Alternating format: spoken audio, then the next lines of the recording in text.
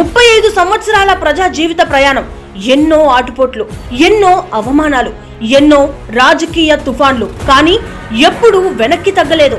ఎందుకంటే ఆయన రాజకీయాల కోసం ప్రజలను ప్రేమించలేదు, ప్రజల కోసం రాజకీయాలను ఎంచుకున్నాడు. అందుకే పార్టీలకు అతీతంగా ప్రజలందరి మనిషిగా నిలిచారు.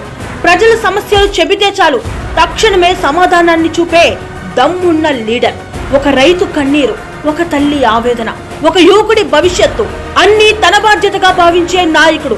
అందుకే ప్రజలు ప్రేమగా పిలిచేది రవణ అని. ప్రతి కుటుంబం గౌరవంగా జీవించాలి అనే లక్ష్యంతో వందల కోట్ల రూపాయల అభివృద్ధి పనులు, సీసీ రోడ్లు, మౌలిక వసతులు, ప్రజా సమస్యల పరిష్కారం, అడుగడుగున అభివృద్ధి ముద్ర వేస్తూ ముందుకు సాగుతున్నారు. ముఖ్యమంత్రి Nara Chandrababu Naidu vision, deputy CM Pawan Kalyan ప్రజా సంకల్పం, మంత్రి నారా లోకేష్ యువశక్తి ఈ నాయకత్వానికి బలంగా నిలుస్తూ ఆముదాల వలస అభివృద్ధిని రాష్ట్ర అభివృద్ధితో ముడిపెట్టి ప్రజల ఆశయాలను నెరవేర్చే దిశగా కృషి చేస్తున్నారు రవణ. ప్రజల నమ్మకాన్ని గెలవడం కష్టం, కానీ ఆ నమ్మకాన్ని ప్రతిరోజు నిలబెట్టుకోవడం ఇంకా కష్టం. కిరీటం లేకపోయినా ప్రజల హృదయాల్లో రాజుగా నిలిచిన నాయకుడు. అధికారం కోసం కాదు, అభివృద్ధి కోసం జీవిస్తున్న నాయకుడు.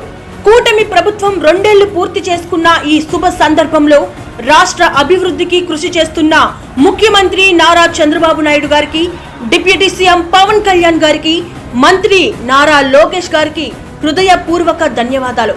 ఆముదాల వలస అభివృద్ధికి అంకిత భావంతో పనిచేస్తున్న ప్రజల నాయకుడు కూన రవికుమార్ గారికి శుభాభినందనలు. జై హో రవణ.